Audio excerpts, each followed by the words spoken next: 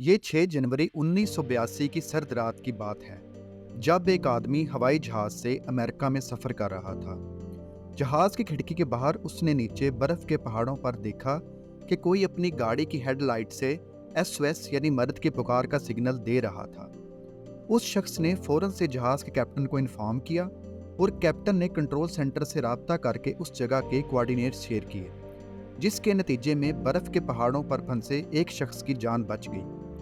क्या ये एक हसीन इत्तेफाक था या इसके पीछे छुपी थी एक भयानक दास्तान?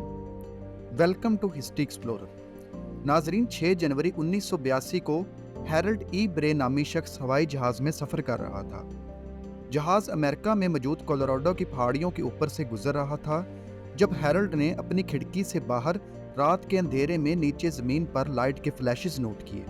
3 दफ़ा छोटे, 3 दफ़ा लंबे और फिर 3 दफ़ा छोटे। ये सिग्नल SOS यानी मदद की पुकार के सिग्नल थे। हैरल्ड एक लोकल शेरिफ यानी पुलिस वाला था। उसको अंदाज़ा हो गया कि किसी को मदद की ज़रूरत है। हैरल्ड ने फ़ौरन से जहाज़ के कैप्टन को इन्फॉर्म किया और कैप्टन ने कंट्रोल सेंटर से राब्ता करके उस सिग्नल्स के कोऑर्डिनेट्स शेयर किए, जिसके नतीजे में उस जगह पर एक बड़ी सर्च शुरू की गई। जब सर्च टीम 10,000 फुट बुलंदी पर बर्फानी पहाड़ों में पहुंची तो उन्होंने वहां देखा कि एक 30 साला एलन ली फिलिप्स नामी शख्स अपनी गाड़ी में बर्फ में फंसा हुआ है। अगर सर्च टीम टाइम से ना पहुंचती तो एलन -20 टेम्परेचर में सुबह होने तक मर जाता। ये हैरत अंगेज रेस्क्यू मुल्क भर में ब्रेकिंग न्यूज़ बन गया था।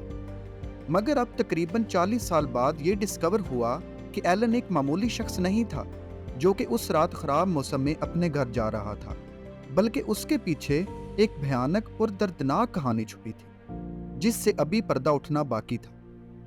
नाजरीन, दरअसल 6 जनवरी 1982 की रात 2 लड़कियां 22 साला एनेट और 29 साला बारबरा पुरस्रार तौर पर गायब हो गई थी।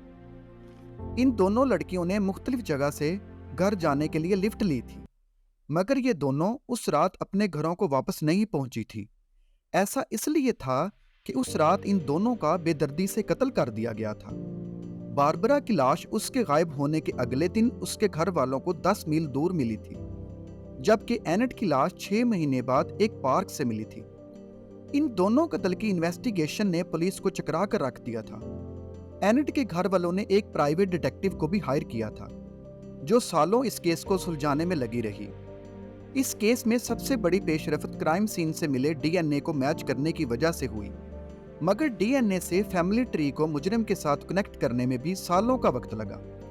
अब जाकर 21 मार्च 2021 को जब DNA मैचिंग मुकम्मल हुई तो ये इंकशाफ हुआ कि DNA किसी और का नहीं बल्कि एलन का था, जिसको 1982 में रेस्क्यू किया गया था और वो अब 70 साल का हो गया था और उसके 2 बच्चे भी थे।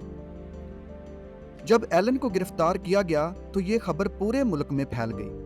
टीवी पर एलन का नाम और उसकी तस्वीर को देखकर उस ऑफिसर ने पहचान लिया जिसने 1982 में एलन की जान पहाड़ों में से बचाई थी। ऑफिसर डैन का कहना है कि जब उन्होंने एलन को रेस्क्यू किया तो एलन के चेहरे पर नील के निशान थे और वो थोड़ा नशे में भी था। एलन का कहना था कि वो उस रात एक दोस्त के घर से वापस आ रहा था कि रास्ते में बर्फ में उसकी गाड़ी फंसने की वजह से उसके चेहरे पर चोट आई थी। बहरहाल उस वक्त तो एलन की जान बच गई थी और उसके बाद भी कितने ही साल एलन ने एक आज़ाद जिंदगी गुजारी थी, मगर अब उसे अपने किए का अंजाम भुगतना था। मगर एक बार फिर किस्मत को कुछ और ही मंजूर था।